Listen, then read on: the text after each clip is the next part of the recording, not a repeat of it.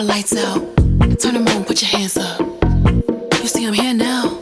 Show respect, boy, stand up. You been talking real crazy lately. Competition, I'ma show you, baby. Be prepared for the consequences now. Cause you ain't going nowhere. Ow! I'm rested, baby. I need to pat you down. And now your bond is raising. There's only one way to pay. You know what that is. Brenda.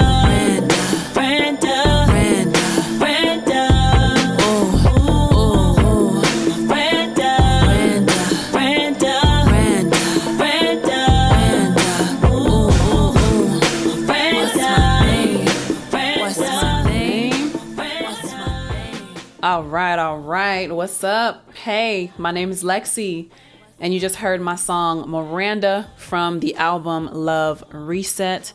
And you can find that album streaming everywhere: YouTube, Instagram, Apple, Spotify, Tidal, Amazon, pretty much any major music streaming platform. You can find that album. Or if you want to go the extra mile in supporting me and buying directly, you can buy the physical album from LexCATL.com. That's LexCATL.com. That song was a lot of fun. If you listen closely to the lyrics, then it's basically reading you your Miranda rights, teaching you your Miranda rights, and it's like a foreplay kind of thing going on, but respectfully, very respectfully. And I just really like that song. It's good, high energy, and it's upbeat, so I really like it. So yeah, check that out. Let me know what you think. Support by buying the album. But welcome. Thank y'all for tuning in. This is Lex Chat that you're tuned into right now. And Lex Chat is the show dedicated to music, entertainment, where we talk about the industry and the business, and we help each other to become better artists. You can catch these chats live on Instagram at LexCATL. That's at LexCATL. Or YouTube to be part of the conversation, or you can catch the replays on Spotify, Apple Podcasts, iHeartRadio, and YouTube. Wherever you're listening or watching, please like, subscribe, follow, and engage with the content by leaving comments and reviews. If you want to go the extra mile in supporting me, you can do so by going to patreon.com/LexCATL, where you can make a monthly donation to help me to be able to create and give you more valuable content on a more consistent basis. Shout out to my patrons, official Mr. Flat Shoals and Eldon Cleary. Thank you guys so much for supporting me. I really appreciate y'all. Updates and announcements. Do I have any updates for y'all?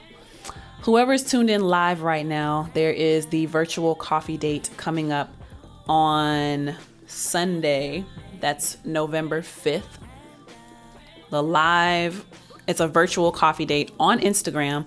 And by then I will have my YouTube figured out as well. So the coffee date is going to be on November 5th at 12 o'clock, just about an hour. I'm not going to do the physical meetups yet until I get a bigger crowd together for people actually coming to the meetups. So be on the lookout for that. As far as announcements, I think the last time I recorded a Lex Chat, I did the show For the Love of Music, which was a concert put on and hosted by Julian, or J Eon is his artist name.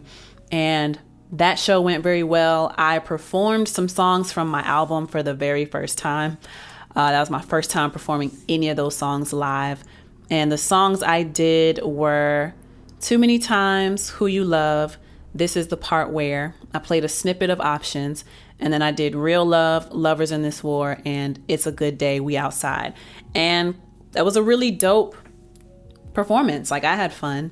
I had my hair, I had my weave in back then. I got my braids now because it was time to take that weave out, child. But my natural hair is flourishing. I just need to be mindful of my scalp. I've never dealt with this before, and this might be too much information for some people, but my scalp at the front here is like super flaky. Like, I don't know if y'all have ever seen those scratching videos on YouTube where people have like a crazy amount of dandruff and ridiculously flaky scalps. Well, that happened to me today. I was looking at my scalp in the front of my head, and I'm noticing it's just flakier than usual. So I go to scratch it, and like a big flake came off, and I was like, wow. This is new. So I don't know if it's because of the cold weather, which this is literally the first year this has ever happened, or if maybe I'm not using the proper products. I have felt like there was something wrong with the front of my head for a while though, honestly, because I went to a hairstylist, and the products that she was using on my edges, I just felt like it wasn't, I felt like my hair didn't like it. I don't think my skin liked it. And so I feel like it gave like an adverse reaction. But let me know if anybody's ever dealt with that before. I'm feeling pretty gross. Even though I've watched those scratching videos a bunch of times on YouTube, I'm feeling pretty gross about it since it's actually happening on me. Other than that, yeah, the concert was great. I don't know how I transitioned into the flakes, but the concert was great. Oh yeah, I took the weave out, washed my hair. I did the weave myself. So, and maybe I did the weave wrong. I don't know, but I've been doing my own hair for a few months because, yeah, just trying to save money, be economical. And, yeah, I had my hair curled and I had on like this Motown-esque type of dress, like skin tight, but mermaid coming out at the knees. It was like a sheer mermaid style coming out at the knees. It was like a beige and cream color with the back out and like a deep V. Very, very cute in my opinion. I loved it. I had actually gotten that dressed. I got that dress sometime last year actually from this shop named Akira at the mall. And it was maybe like $40-50. I never knew where I was going to be able to wear it, but it came in handy for this concert. I never got rid of it. So I'm glad I got to wear it at least once finally. And the show went really well. I got great reception from the audience, and someone even bought the album. Well, a couple people. Somebody bought a physical album from me while there, and then somebody digitally purchased it in front of me. So that was really cool. And made a little bit of money off of that. That's always nice. And I reported the live performance on my PRO with my PRO. And speaking of that, that actually is a perfect segue into the topic that I want to get into today. So all those announcements out of the way, the topic I want to get to, right? This week on LexCAT, I want to chat with you about the things every artist should be doing every single month. This topic came about after I sat down to register some songs and live performances that I did in October, which I actually should have registered those songs months ago after they were done and settled, or immediately after they released, but I didn't do that. With registering the live performance, I hadn't performed in a long time. This For the Love of Music concert was the first time I performed. I feel like maybe not the first time I performed this year, but yeah, I feel like it is actually, at least since the album dropped. But yeah, registering performances is another way to get paid. And I didn't want to miss out on that money, especially after I was having a chat with one of my friends. And we were figuring out why he got paid so much more from his PRO in previous years compared to now. But all of that to say that I need to do better about being on my P's and Q's as an artist. There's a lot I do by myself, and I'm proud of everything I'm able to get done. But something that I cannot allow myself to fall off with is the administrative side of being an artist, which goes hand in hand with the business side of being an artist. So in this episode, we're going to chat about some things that we should all be making sure we are absolutely getting in the habit of taking care of every single month. I do these things typically at the end of the month as like an end of the month wrap up, and planning for the upcoming month. But as long as you're doing these things at least once a month, take 2 to 3 days in the month, maybe just a day if you're ambitious. I like to kind of spread certain things out, but maybe I should stop doing that. But if you just do this at the top of the month or at the end of the month, for me, I do it at the end, then I think we'll be okay. So a quick run of what we're going to be talking about, things that every artist should be doing every single month. And these are just a few things that I thought of. There could be more, but I feel like these are the basic things that we should all be doing and things that I would like to see myself do as well. So preaching to the choir here, y'all. First up, update your song catalog. Next is register your songs if you haven't already done so. Register your live performances. Look over your payroll and expenses or your overall budget. Look over your analytics and your insights, and make a plan, continue your plan, or revise a plan for how you're going to move forward for the upcoming month. So again, this is based off of me, and I typically do these things at the end of the month. Well, really, my payroll is what I do at the end of the month, which I'll get into that. But again, whenever you're choosing to do this at least once a month, make sure you're doing it every 30 days. Okay. Make sure you're doing it every single month. So let's get into the in-depth explanation of all of these things. So the first one, update your song catalog. You should be keeping track of all the songs you've done for your records and to keep track of your credits. Keeping your catalog updated is like keeping track of points to put on your resume. There's no other way people really know what you've worked on if you don't tell them, unless they see your name on the credits. But not everybody looks at the song credits these days because it's a bit harder to find credits if the platform you're listening on doesn't have that feature. So updating your song catalog, that's for you to keep track of the music that you have worked on.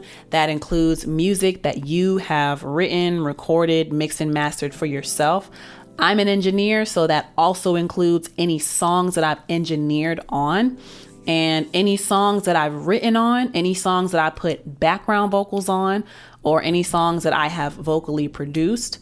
That'll be songs that I mix, songs that I master, anything of that nature. Any song that you are involved in, any project you are involved in, put it in your catalog. And I first started doing this. I have not done it all 2023, mind you. So I'm calling myself out on this as well, y'all. But I have been doing this since, let's say I'm updated through like 2020, right? Or 2021. And back then, Sound Exchange would allow you to submit your catalog so that you can claim the money for all of the music that you have out there, that you're involved with, that you have, splits on. You got a percentage of the writer's share on it.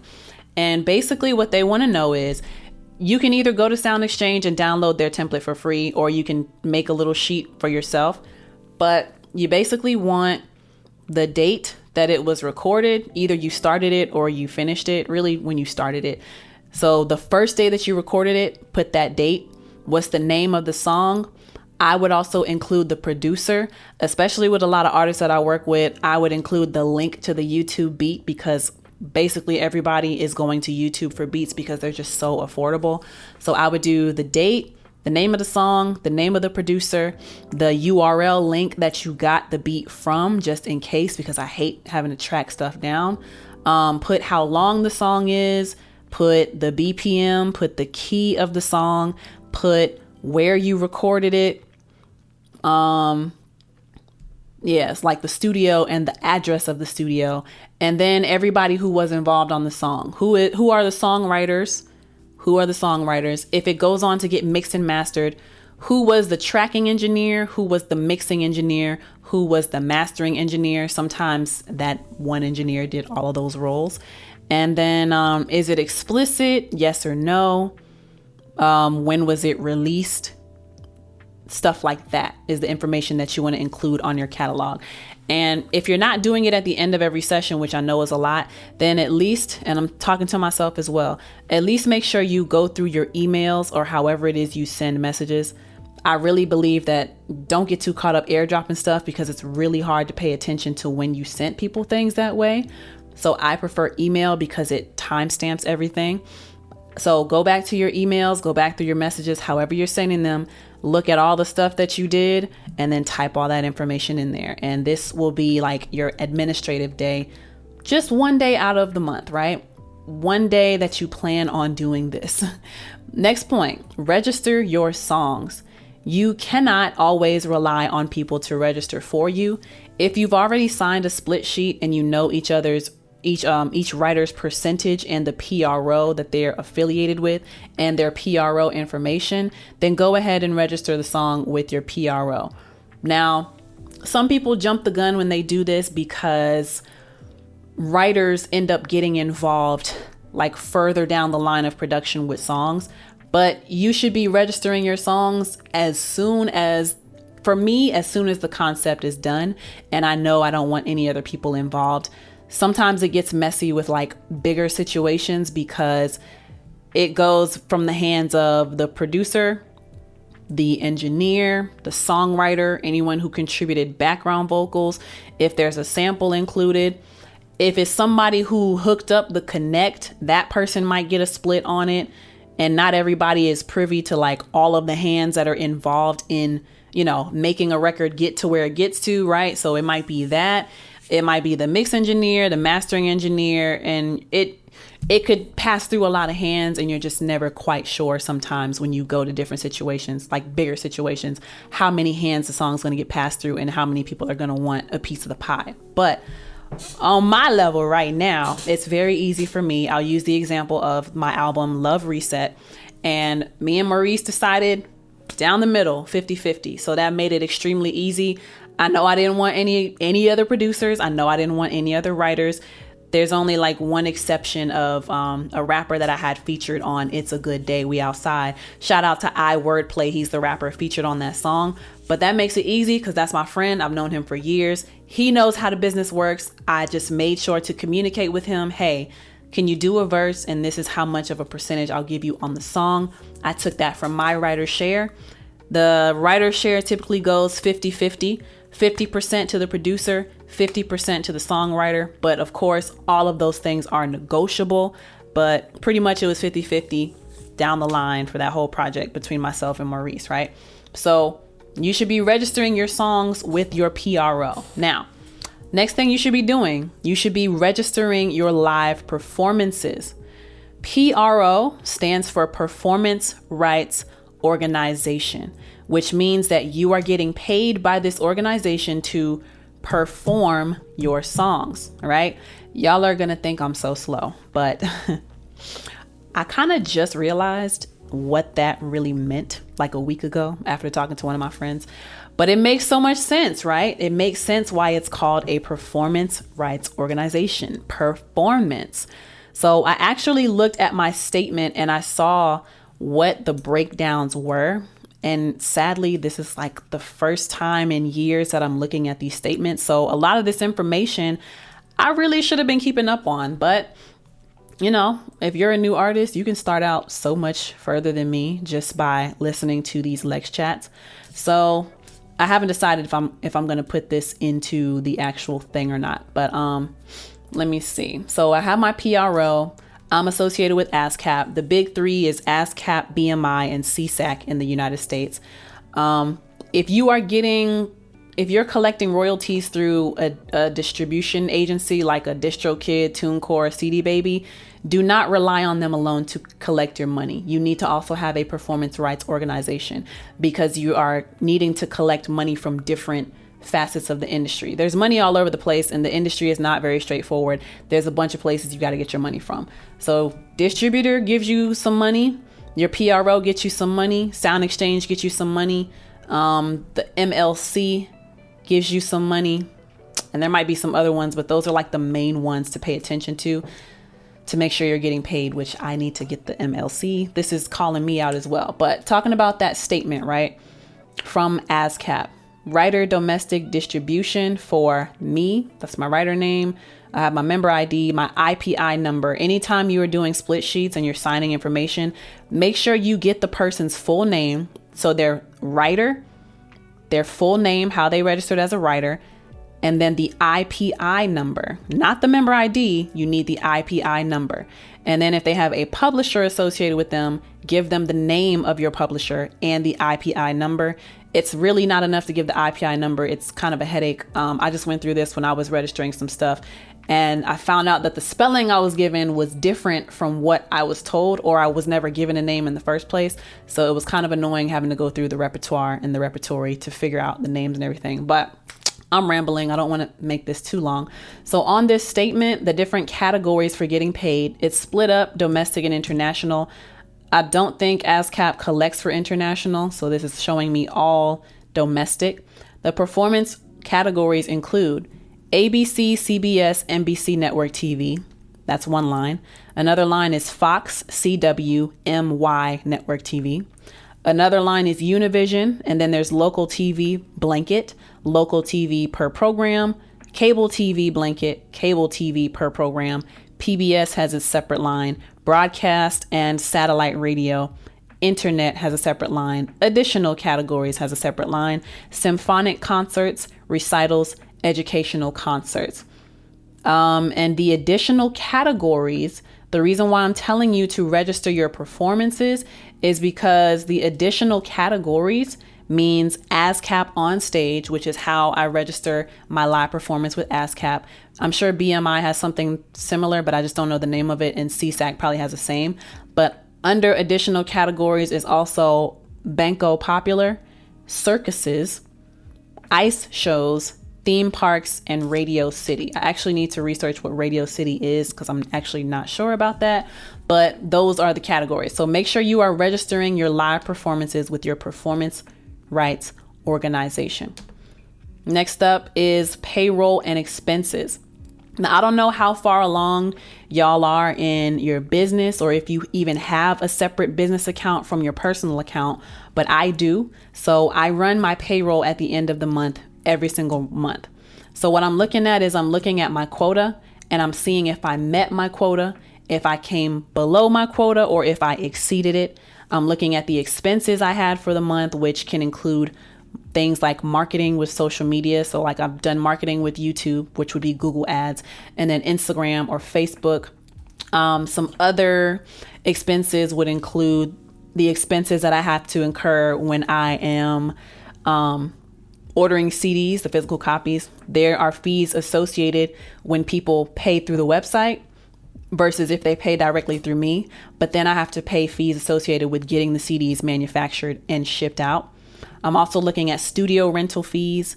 As an engineer, I'm only getting paid from the hourly, but part of my expense is paying the studio out to be able to use the room. So that's something that I write off as an expense. I'm also looking at if I paid for any new merch orders.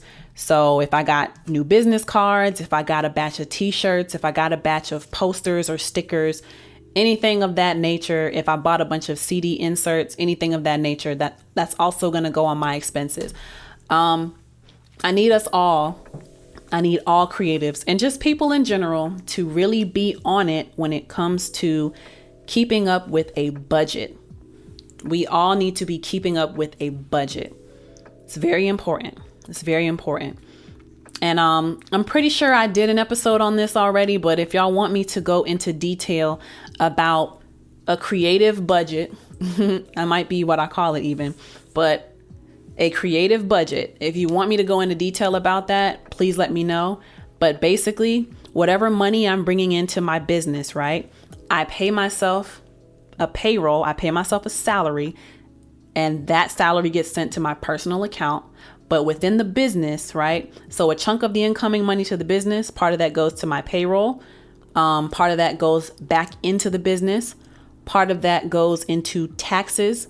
And then part of that goes into a profit savings account, right? So again, if y'all want me to go into detail about that, just let me know and I will do a separate Lex chat about creative financing and budgeting. Last but certainly not least, look over second to last, look over your analytics and your insights. At the end of every month, you should be looking over your analytics for each of your platforms. There are 3 main categories that I have for myself. That's the music and streaming platforms, that's social media platforms, and then there's my website, okay? So you're gonna look through every single one of your platforms, which is usually gonna be Facebook, Instagram, Twitter, TikTok, and YouTube. On the streaming side, that'll be Spotify for artists, Apple Music for artists, Amazon for artists. I have not gotten access to my Tidal for artists, but basically anywhere that your music is, see if there is a for artists page, gain access to it, and you will have access to looking at your analytics and your insights. So do that and look at all the different stats across these different platforms, right? So for your social media, we're looking at which posts are getting the most traffic, what's getting the most views, how are the interactions looking, how are the saves looking. It's also looking at the demographics of your audience. what's the percentage of men versus women? If you're into the non-binary thing and the pronoun thing, it might tell you that. But what percentage of your followers are men versus women? What's their age range? What's their location? What's their city? What country are they in?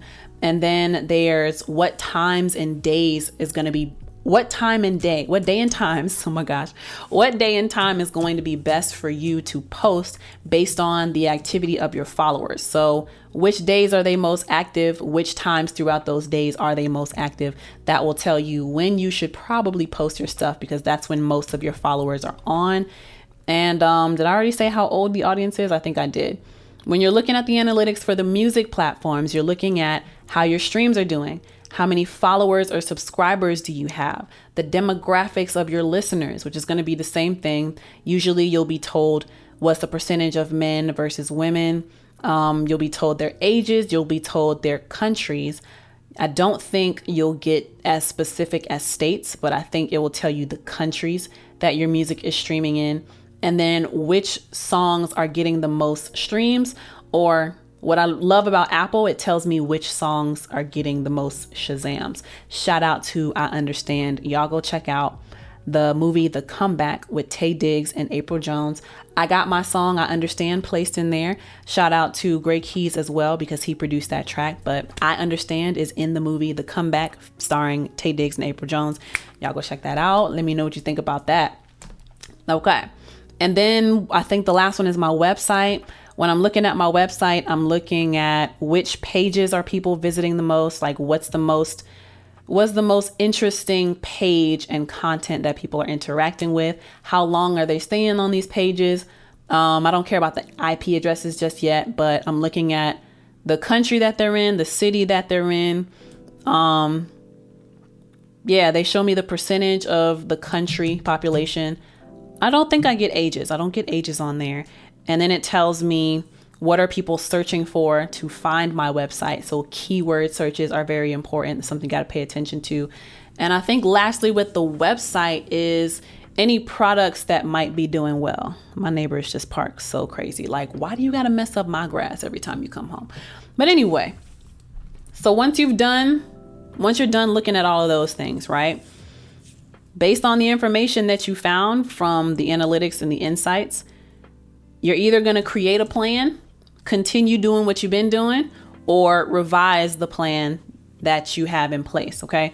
So based on what you're seeing with your analytics, make a plan for how you're going to move in the upcoming month. It doesn't have to be a crazy, intricate, detailed plan. It could be as simple as posting just as much as you did. So it could be as simple as sustaining what you've already done. Or you could decide specific days to post different types of content. On this day, I'm posting stories every day. I'm posting a picture on this day. I'm posting a reel on this day. I'm posting something else. I don't know. You got pictures, you got reels, you got videos, which takes care of the reels part. But yeah, deciding those things. What type of content am I posting on specific days? What time am I going to try to post by? You might not need to post different content. Maybe part of your plan could be to engage with the posts more by responding to the comments underneath the posts, which is going to help your overall algorithm. The algorithm likes to see activity going on under your posts. So maybe you're doing fine with the post, but maybe what's going to push you over and get you even more interaction is going to be interacting with people. So, it's nice to interact with people and for people to feel like they're a part of a community, and that if they say something to you, you'll respond. It's building a bond between you and your followers and not just letting people comment without any interaction. So yeah. Those are some things. All right. So quick run through of everything we went over. Of course, there might be more, but I really feel that these are the basics that every artist should be doing every month. I'm gonna restart my camera real quick. So every single month, you should be updating your song catalog. Update that spreadsheet. I'm talking to myself as well. Every month, you should be registering your songs with your performance rights organization. If you're not registered, don't feel bad. Go ahead and take care of getting with ASCAP or BMI or CSAC. All right. You should be registering your songs. Every month, you should be registering any and all live performances that you've done. Register that with your PRO, your performance rights organization, so you can get paid from the live performances. Every month, you should be looking over your payroll, your expenses, and your budget. Okay, make sure the money is flowing right and make sure that you're not falling into a hole. Every month, you should be looking over your analytics and your insights. Okay, what's going on your pages? Who's watching? Who's interacting? What do these people look like as far as male, female, age, location? What type of content are they interacting with the most? Is it your pictures? Is it your reels? Is it your stories? Pay attention to all of that. What time of day are you posting? What time of day are people interacting? All of that is important. And then lastly, every single month, you should be making a plan, continuing your plan, or revising your plan for how you're going to move in the upcoming month, right? Now, if there are any of these points that you want me to get into more detail about, then please let me know in the comment section down below. If you are listening on a podcasting platform, then review this episode and let me know which of these you would like me to get into more detail about, or let me know what topics you want to hear more about. All right. I think this is a pretty good starting point. This is a good list of basics that every artist should be doing every single month. So yeah, you can build your foundation from there. But thank you all so much for tuning in to LexChat. I really appreciate everyone who came on live. Shout out to Maurice Beats. Shout out to Ike Remix Unplug. Shout out to Zion. Thank y'all so much for tuning in. Shout out to official Mr. Flat Show. Shout out to the Terry Show. I think that was it. Yeah, I think that was it. Thank y'all so much for tuning in live on Instagram. I really appreciate it. You can catch these chats live on Instagram and sometimes YouTube. I'm gonna get my YouTube together. I'm gonna get it together. So you can catch these chats live on Instagram and YouTube at LexCATL. That's at LexCATL to be part of the live conversation. Or you can catch the replays on Spotify, Apple Podcasts, iHeartRadio, and YouTube. Leave comments and reviews. I would greatly appreciate that. If you would like to become a sponsor for LexChat, a supporter for LexChat, there are two ways to do that. You can become a patron at patreon.com/LexCATL, or you can buy ad spots during the podcast for your business or service. We got the pre-roll, we got the mid-roll, we got the post-roll. So beginning, before my episode starts, the middle somewhere, midway between my episode, we'll say 13 to 16 minutes. That's the midway point, or the post-roll, which is in my closing remarks, okay? Which is gonna be between 25 and 35 minutes, all right? That's how you can support me. Details on how to do that will be in my description, in my show notes. You just simply contact me, basically. But yeah, before we go, I want to give another shout out to my patrons, Mr. Flat Shoals and Eldon Cleary. Thank you guys so much for supporting me with that monthly donation that y'all give every month. That truly does help to bring some stability into my life. So thank you guys so much. And remember to buy the album, Love Reset. Buy it. Listen. But buy it for real, buy it at LexCATL.com. And anyone who's listening live, the coffee date is happening this Sunday at 12 o'clock. I will see you there. To everyone else, you can meet me virtually. You can do a virtual coffee date with me on the first Sunday of every month, the first Sunday of the month on Instagram, on YouTube at LexCATL, 12 o'clock Eastern, okay? 12 o'clock Eastern. But thank you all so much for tuning in. I really do appreciate y'all. My name is Lexi. Until next time, peace. Arrested, baby. Arrested, baby. I need to pet you down. You down. Oh, your mind is raising. There's only one way to pay. Let me finish. If you cannot afford to hire a lawyer, one will be appointed to represent you.